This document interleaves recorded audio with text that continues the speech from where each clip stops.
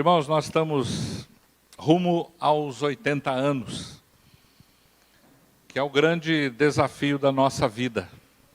Rumo aos 80 anos. O que é que nós podemos fazer, não é, para presentear a Igreja Batista Memorial de Santos? Nós anunciamos aqui semanalmente os aniversariantes, né, todos eles, de casamento, nascimento, criança, missionários, porque é muito especial. Porque é muito especial. É importante demais quando você está na sua casa e você recebe um telefonema, recebe ali uma mensagem, alguém lembra de você no seu aniversário. É muito legal. Algumas pessoas falam assim, eu não ligo muito para isso não. Mas liga sim, liga sim. Não é? Quando alguém liga lá e fala assim, olha, parabéns, seu aniversário e tal. Mesmo que tenha sido aquela única pessoa, fica guardado aqui no coração. Você lembra, é bom, é gostoso ser lembrado. E ganhar um presentinho, então, nem se fale, né? Ganhar um presentinho, nem se fale. Quando alguém traz um presentinho para você, uma florzinha que seja, porque lembrou. Porque lembrou. É muito legal isso, né? É muito bom isto. Né? Você deixar ali uma surpresinha para a pessoa, a hora que ela vai abrir o livro dela, tem um cheque de 2 milhões lá de presente. Cheques não, né? Só o comprovante do Pix agora, né? Então está tudo certo. Mas é bom você ganhar um presentinho, é sempre legal isso. A pessoa passar num lugar e ver uma coisa e falar, isso aqui é a cara da minha esposa, vai lá e compra. Né? Isso aqui é igualzinho, meu marido ia ficar bem nisso, compra. É bom isso aí, é ele que vai pagar mesmo, então compra, entendeu? Faça, porque é legal você lembrar das pessoas e no aniversário. Então, o que é que a gente pode fazer, não é? Nós estamos aí prestes a completar 80 anos. O desafio é nosso. O desafio é nosso. E aí, a melhor coisa, é o que nós estamos falando desde novembro, entrar numa dieta missionária. Entrar numa dieta missionária. Porque quando você resolve ganhar uma vida para Jesus, e você fala assim, eu vou fazer isso, você com certeza vai achar o seu lugar no reino. Sabe por quê? Porque quando você se empenhar em ganhar uma vida, você vai descobrir que a sua paixão, seu dom, propósito de Deus para a sua vida tem a ver com isto. Para você, na sua profissão, tudo que você faz, influenciar pessoas. Quando você diz, eu vou ganhar gente para Jesus. Se eu sou médico, como é que eu vou fazer? Você vai ganhar gente para Jesus na medicina. Eu sou advogado, você vai ganhar gente ali. Eu sou professor, eu sou isso, aquilo. Você vai ganhar pessoas ali. O que eu sei fazer, né? Eu sei montar bicicleta com maestria, né? É isso. Eu sou escultor, não importa, você vai perceber que a sua paixão foi dada por Deus para você influenciar outras pessoas, porque senão não tem razão de ser. Não tem razão de ser. Se você entender que aquilo que você faz, sua profissão, é só para ganhar dinheiro, e guardar dinheiro, e comprar coisas, e adquirir coisas, não tem sentido isso. Não tem muito sentido. Talvez faça sentido para você, até você morrer. Depois, perdeu tudo. Não aproveitou nada. Não vai levar junto. Então, quando você se empenha em dizer assim, olha, eu quero ganhar vidas para Jesus, aí você vai perceber que a sua paixão é influenciar outras vidas, através daquilo que você sabe fazer. Através daquilo que você sabe fazer. Eu conheci uma senhorinha, lá no Vale, ela sabia fazer um pão caseiro, assim, um pão daquele grandão assim, dela, fazia no forno a lenha dela lá. Gente, o pão daquela mulher crescia, que era uma maravilha. Uma maravilha. Era um negócio assim, diferente. Era a mesma receita que todo mundo fazia, mesma receita. Mas ela fazia a receita dela lá, e ela fazia 2 pães todos os dias, no forno a lenha dela lá. E aquele pão saía maravilhoso, maravilhoso. Um era para ela e a família consumirem, e o outro ela ia dar para alguém. E aquele pão ela enrolava, ela levava para algum vizinho, para alguma pessoa, e levava e dizia: olha, Deus mandou trazer esse pão para você. Deus mandou trazer esse pão para você. Essa irmã não sabia ler. Não sabia ler. Mas a paixão dela era aquela. Todo dia ela fazia um pão. Deus mandou trazer esse pão para você. Eu orei por você. Você está precisando de mais alguma coisa? E era assim que ela influenciava as pessoas. E assim ela levou muita gente para Cristo. Um pão. Um pão. Pensa nisso. Em se envolver, em ganhar gente para Jesus. Ir buscar outros para se unirem a nós e assim expandir o reino de nosso Senhor e Salvador Jesus Cristo. Isso é a parte do nosso propósito de igreja, propósito de vida. Então eu quero ler um texto com vocês e quero meditar um pouquinho em razões que me fazem buscar pessoas, que me levam a buscar pessoas para Jesus. Abra a sua Bíblia, na primeira carta de Paulo a Timóteo, capítulo 1, versículos 12 em diante. Primeira carta de Paulo a Timóteo, ao pastor Timóteo, jovem pastor Timóteo, capítulo 1, versículos 12 em diante. Já acharam? Ou já olharam? Dou graças a Cristo Jesus, nosso Senhor, que me deu forças e me considerou fiel, designando-me para o ministério. Veja que o ministério é a escolha de Deus. É Deus que escolhe. E ele me considerou fiel, designando-me para o ministério. A mim que anteriormente fui um blasfemo, perseguidor e insolente. Mas alcancei misericórdia porque o fiz por ignorância e na minha incredulidade. Contudo, a graça de nosso Senhor transbordou sobre mim, juntamente com a fé e o amor que estão em Cristo Jesus. Esta afirmação é fiel e digna de toda aceitação. Cristo Jesus veio ao mundo para salvar os pecadores, dos quais eu sou o pior. Mas por isso mesmo alcancei misericórdia, para que em mim, o pior dos pecadores, veja quem está falando é o apóstolo Paulo, Cristo Jesus demonstrasse toda a grandeza da sua paciência, e aqui entra um detalhe para mim e para você, usando-me como exemplo para aqueles que nele haveriam de crer para a vida eterna. É aqui o X da questão.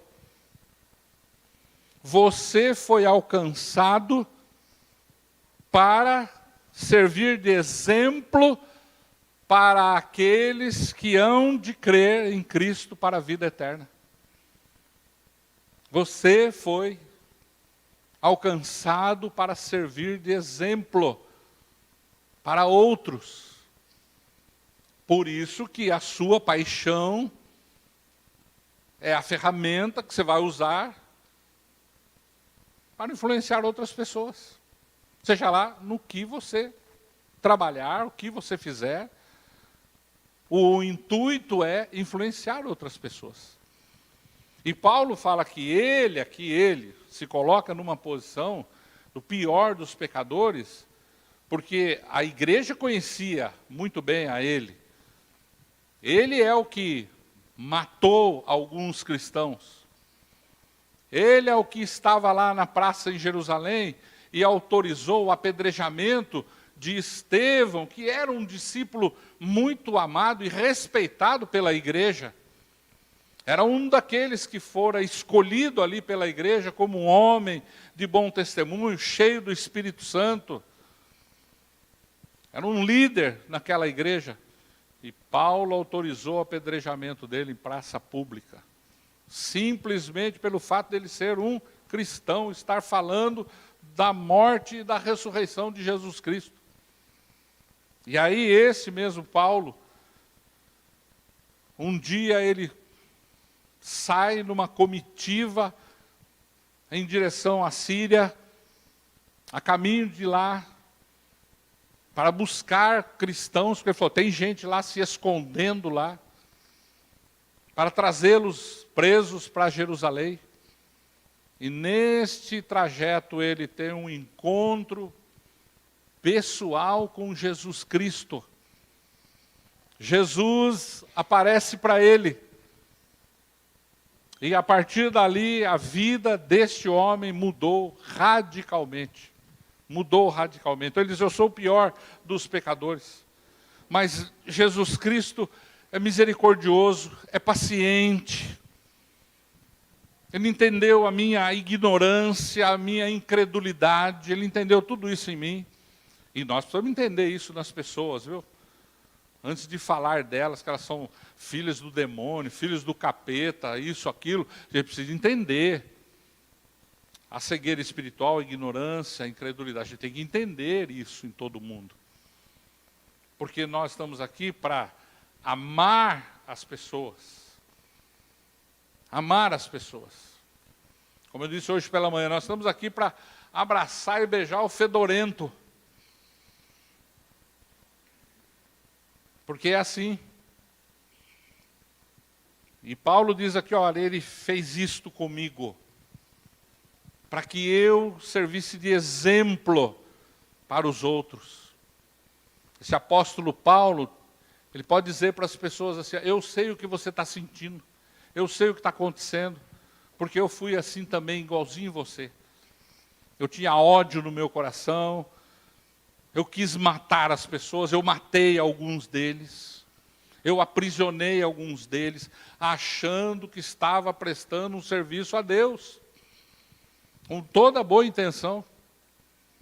Então, eu olho para esse texto aqui, eu vejo Paulo falando de si mesmo, dizendo, olha, Deus me designou para o ministério, eu era um pecador terrível, mas a graça dele transbordou sobre a minha vida, e ele fala que esta afirmação é digna de toda aceitação, que Cristo veio ao mundo para salvar os pecadores, e ele diz, ó, eu sou o exemplo disso.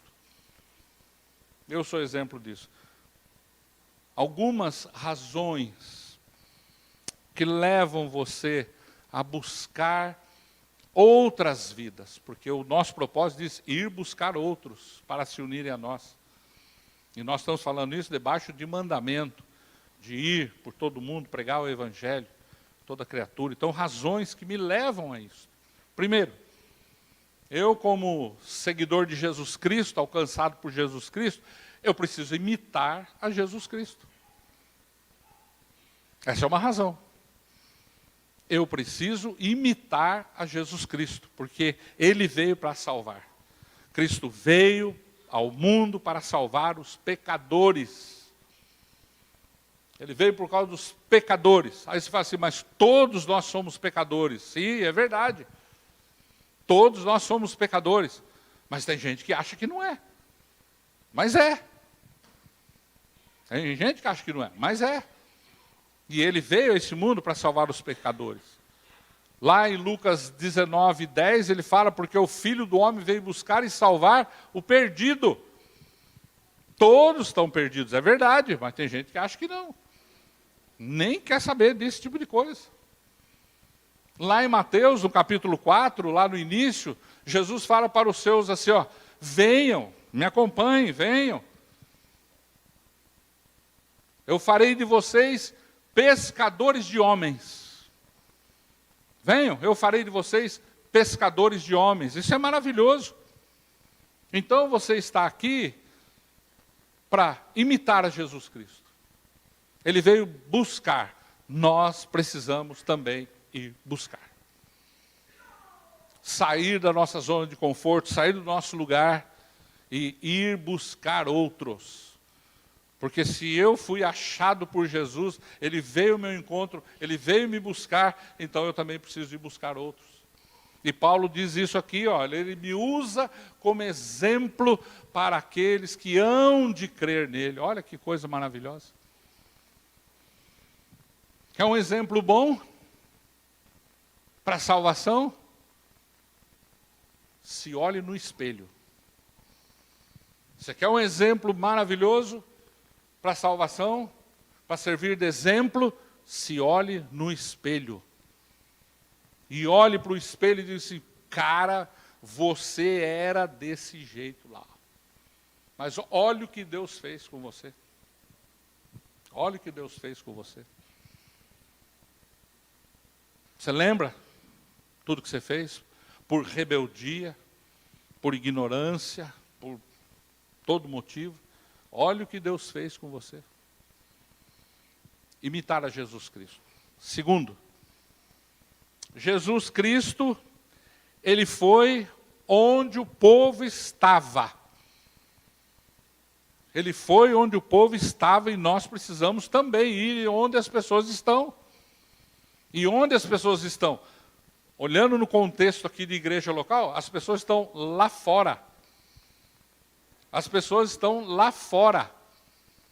Elas estão aí nas ruas, elas estão dentro das casas, dos apartamentos, das suas moradas, mas elas estão ali também na prostituição, elas estão nas drogas, elas estão vivendo na rua, elas estão aí. Está lá fora, é alvo do amor de Jesus Cristo. E Jesus foi onde as pessoas estavam. Até os fariseus lá na época de Jesus, você vai ler lá Lucas 15 e fala disso, né?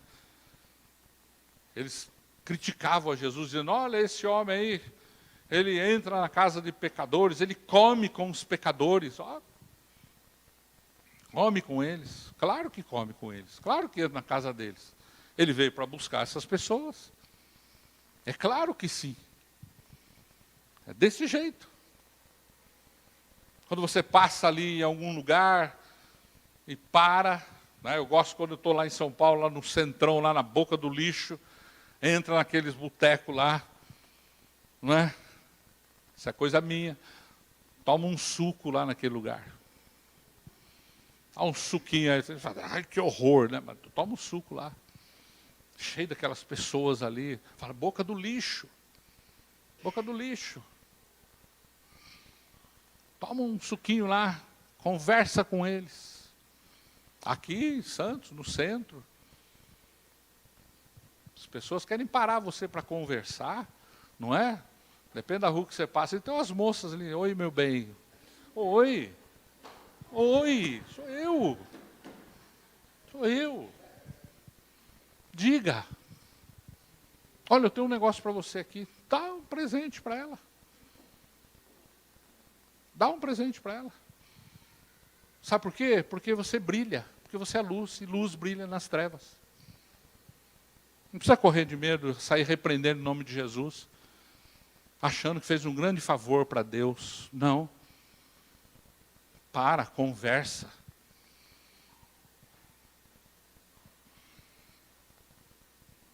Tem outro momento que Jesus fala assim, numa das suas parábolas, em que o Senhor da casa diz para os empregados, saiam, vão aí pelos becos e valados, busquem as pessoas, tragam, encham a minha casa. Encham a minha casa. E diz lá que da parábola que vieram cegos, mancos, coxos, toda a escória da sociedade para encher a casa do Senhor. Para encher a casa do Senhor. Mas tem que ir lá onde as pessoas estão. Então faça alguma coisa todo dia. Faça alguma coisa todo dia. Faça um pão todo dia. Não é? Dá um folheto, põe uma mensagem no WhatsApp, posta alguma coisa. Faça alguma coisa. Pastor Cláudio estava me falando que ele anda com a pulseirinha lá das cores, né, do livro Sem Palavras. É uma grande oportunidade, parou, o que é isso? É isso aqui, ó. Conta para a pessoa e ainda diz, olha, se você falar, repetir tudo, para mim eu te dou ela. Pronto. É isso.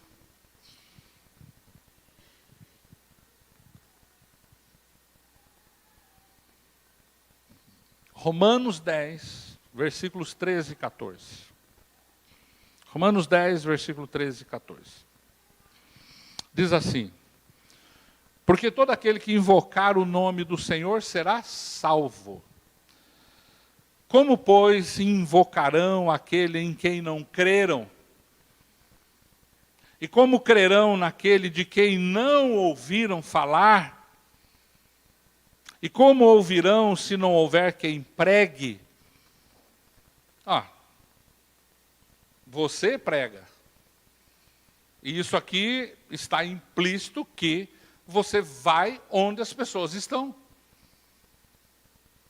Você não pega um megafone e fala, vem aqui que eu quero falar com você uma coisa muito importante. Não. Você vai até a pessoa e fala. Porque é assim que tem que ser. Foi isso que Jesus Cristo fez. Quando ele iniciou o seu ministério, ele diz assim, olha, é chegado o reino. É chegado o reino. Então ele ia a todos os lugares. Terceiro, eu preciso buscar as pessoas, porque eu estou enxergando, presta atenção nisso, estou enxergando com os olhos espirituais que esse mundo está sedento. Ou seja, aquilo que Jesus disse lá, da seara branca pronta para a ceifa, as pessoas estão sedentas. E eu preciso enxergar isso com os olhos espirituais. Porque senão eu não falo, eu não anuncio, eu fico intimidado. Eu me escondo, eu me acovardo e não vou adiante. Você está entendendo? Aí você olha e fala assim, estou enxergando isso. E aí eu fui lá no dicionário, lá, claro, enxergar, que é o verbo transitivo direto, né? Você aprendeu isso na escola, alcançar com a vista. O que está fora, o que está distante, enxergar, está lá, distante. Descortinar, avistar. Isso, no que diz respeito a ir buscar pessoas, tem a ver com o espiritual. Senhor, abre os meus olhos. Se eu não estou conseguindo enxergar a sede dessas pessoas, abre os meus olhos. Você lembra da história lá do profeta e o seu servo Geazi? Em que os inimigos estavam prontos para atacar, e estava o exército nos montes, lá todo mundo armado, cavalos e tudo, e o Geazi chega apavorado para o servo, para o profeta e diz, olha, eles são muitos, e o que nós vamos fazer? Nós estamos perdidos. O profeta diz, calma. São muito mais numerosos aqueles que estão por nós do que aqueles que estão por eles. Ele diz, do que o senhor está falando, profeta? Meu Senhor, do que o senhor está falando? E ele diz assim, Deus, abre os olhos desse moço.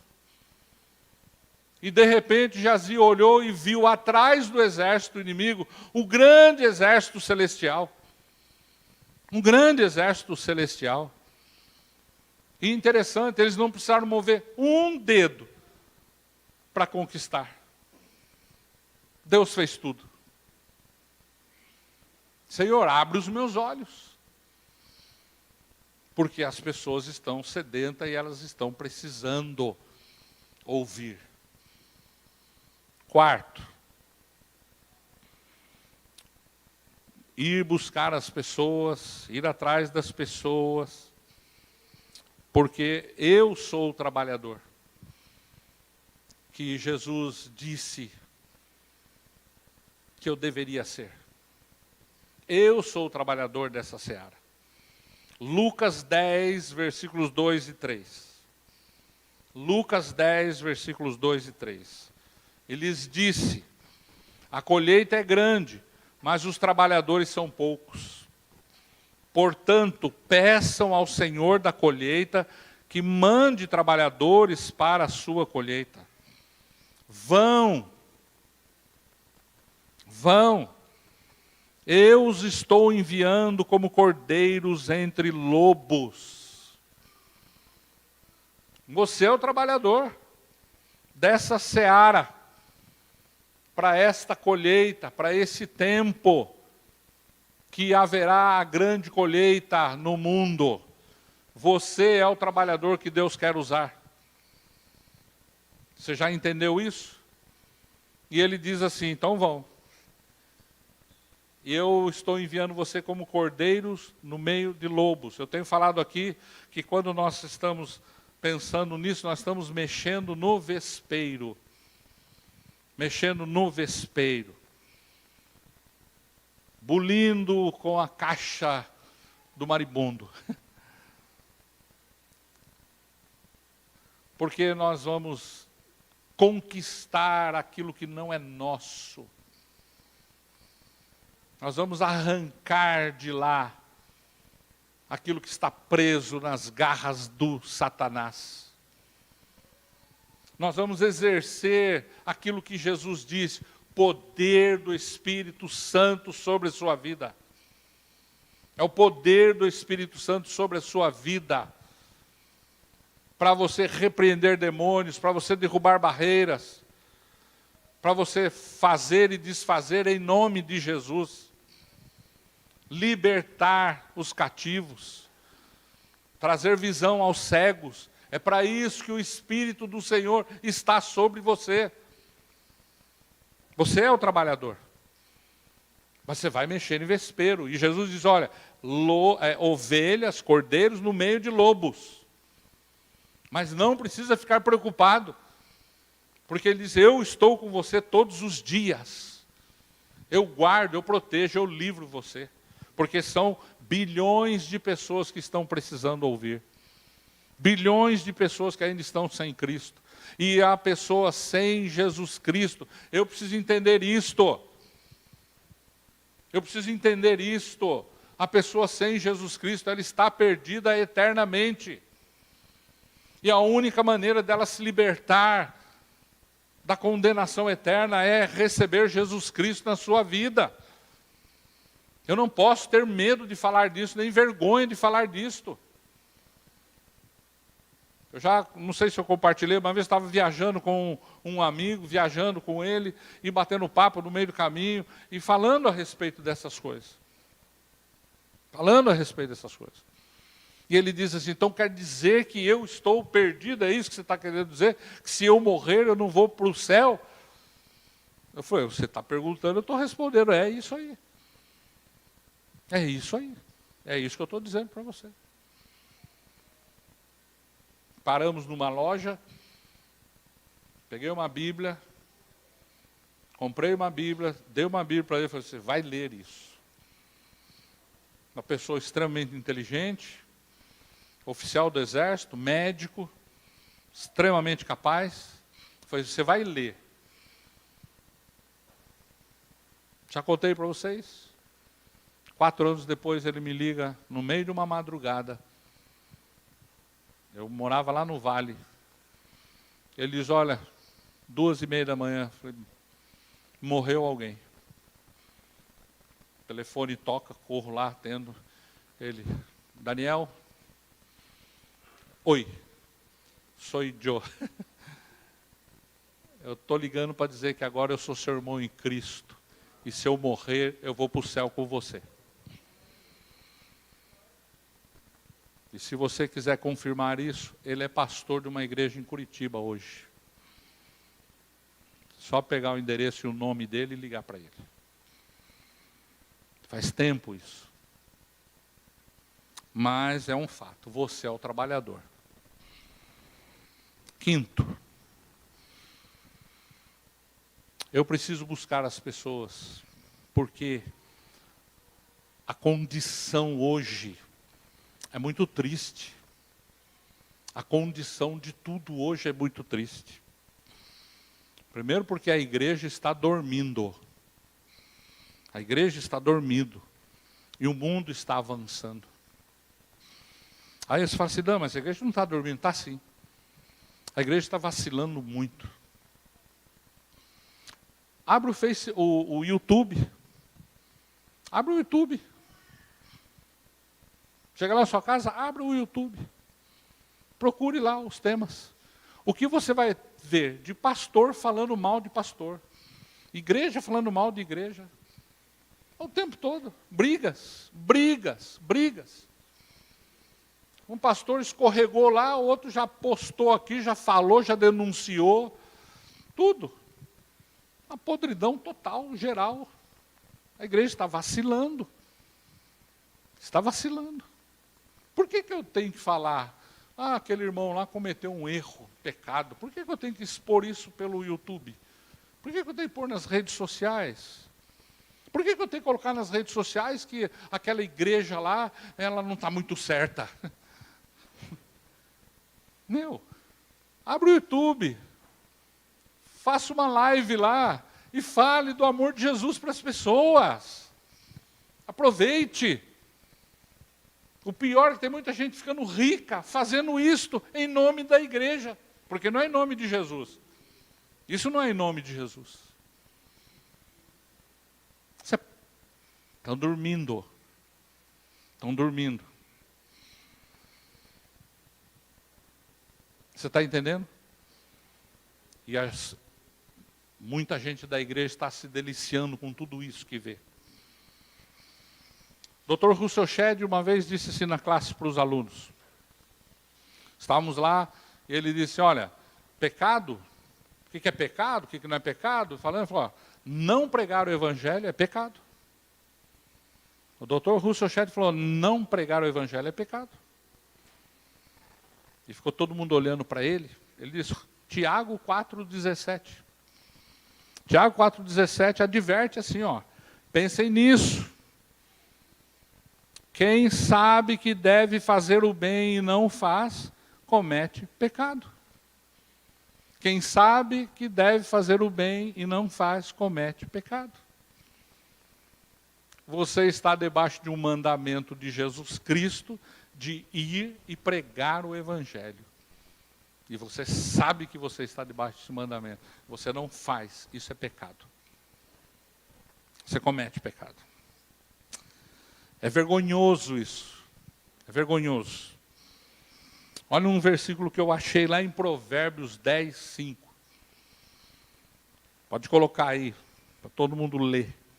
Provérbios 10, 5. Aquele que faz a colheita no verão é filho sensato. Mas aquele que dorme durante a ceifa é filho que causa vergonha. Ó, nós estamos falando em colheita, que é tempo de colher, é tempo de ir e pregar, mas se você está dormindo, isso é vergonhoso.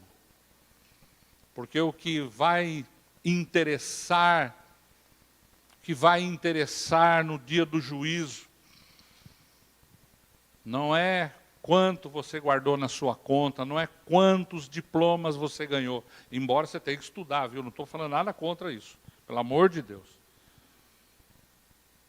Nada. Mas é quem você foi para o reino de Deus na terra. Que exemplo você foi para o reino de Deus na terra. Que exemplo você foi para as pessoas enquanto estava aqui. E isso é legado. Isto é legado. As pessoas olham para você. Já começa dentro de casa, né? Os filhos. O que eles dizem de você. Seus colegas de trabalho, o que eles dizem de você. Seus vizinhos, o que eles dizem de você. Paulo diz assim, olha, Jesus fez isso comigo para que eu servisse de exemplo para aqueles que hão de crer nele, para a vida eterna. E nós estamos aqui para isso. Então, são razões que nos levam a buscar as pessoas. Imitar a Cristo, ir onde as pessoas estão, enxergar a situação caótica do mundo, se oferecer como trabalhador, porque você é um trabalhador. Você pode dormir durante a colheita, mas você é um trabalhador. E é vergonhoso. Você pode se lamentar pela situação atual de tudo, e talvez fazer alguma coisa para ajudar, não é? Passa reto. Nessas coisas que só escandalizam, passa reto.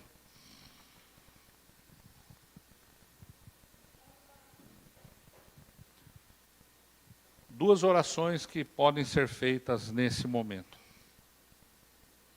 A primeira oração é para aqueles que ainda não entregaram suas vidas a Jesus. Não entregou a vida para Jesus ainda.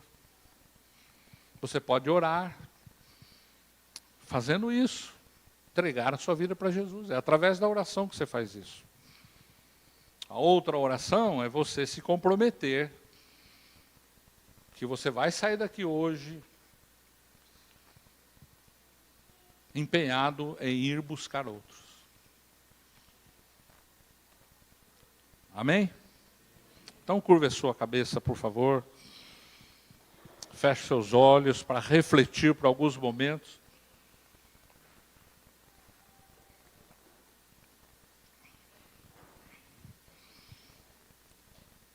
Então, fique de cabeça baixa, olhos fechados, reflita na sua vida, você e Deus. E é simples assim, ó. Se você fala assim, olha, eu ainda não entreguei minha vida para Jesus. Eu já ouvi falar de Jesus, eu conheço Jesus, eu sei que Ele veio para me buscar, eu sei que Ele veio para morrer no meu lugar, eu sei que Ele morreu naquela cruz, foi por minha causa, mas eu ainda não me comprometi com Ele. Então você pode fazer isso agora. Você que está aqui, você que está em casa, assistindo pelo YouTube, pelo Facebook, você pode fazer isso agora.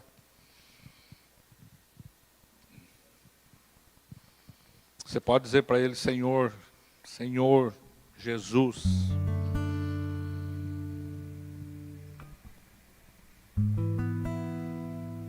eu reconheço isso, eu sei que o Senhor morreu em meu lugar. Eu sei que o Senhor veio me buscar e salvar. Então eu abro o meu coração nesse momento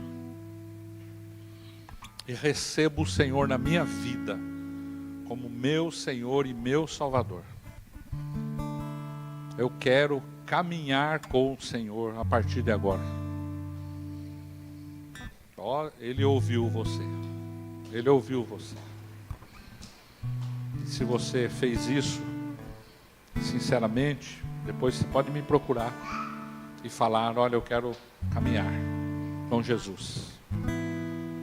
Mas se você já fez isso na sua vida, você pode também agora se comprometer com Ele. Porque é possível que você já seja um crente no Senhor Jesus há muito tempo, mas você não tem compartilhado dele. Tem um monte de amigo seu que nem sabe que você é. Tem muita gente que trabalha com você que não faz nem ideia. Tem vizinho seu que está lá há muito tempo, nem faz ideia de que você conhece a Jesus Cristo. Então você vai dizer para ele agora, Senhor, eu me comprometo, a partir de hoje, a ir buscar outros.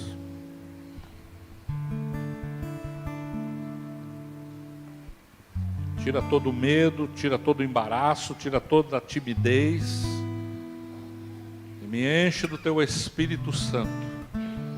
Me enche de ousadia, de coragem. E me dê estratégia. Porque eu vou buscar outros para se unirem a nós.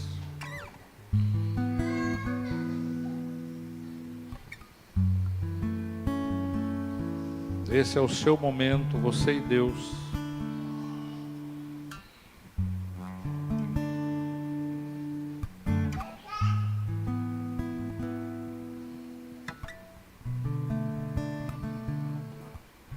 Não deixe que essa decisão esfrie no seu coração.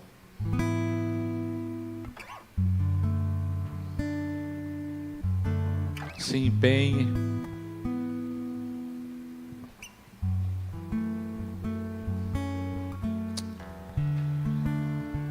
Nosso Deus, nosso Pai querido,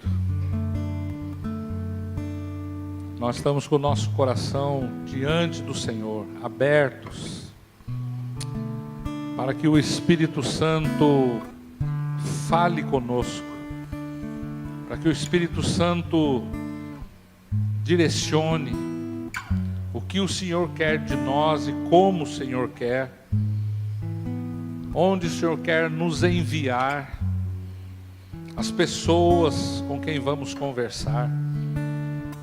Mas, Senhor, use a nossa vida como exemplo para outros que crerão no Senhor.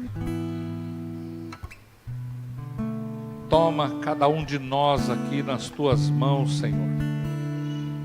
Faz de cada um de nós aqui instrumentos valorosos, poderosos,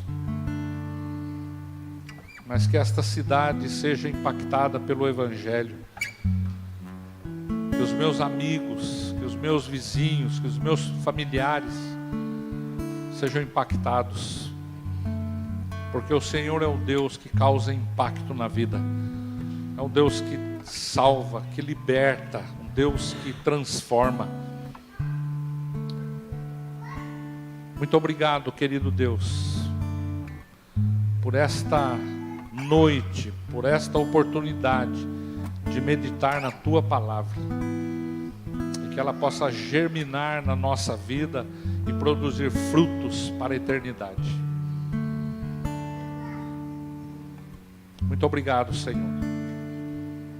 Pedimos que ao terminar aqui o Senhor nos leve em paz para as nossas casas, que o Senhor abençoe a nossa semana, que o Senhor nos cubra de graça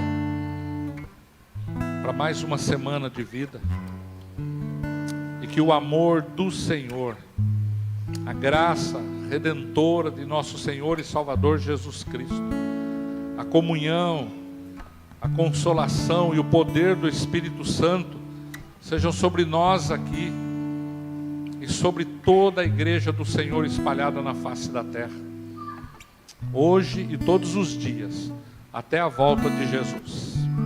Amém.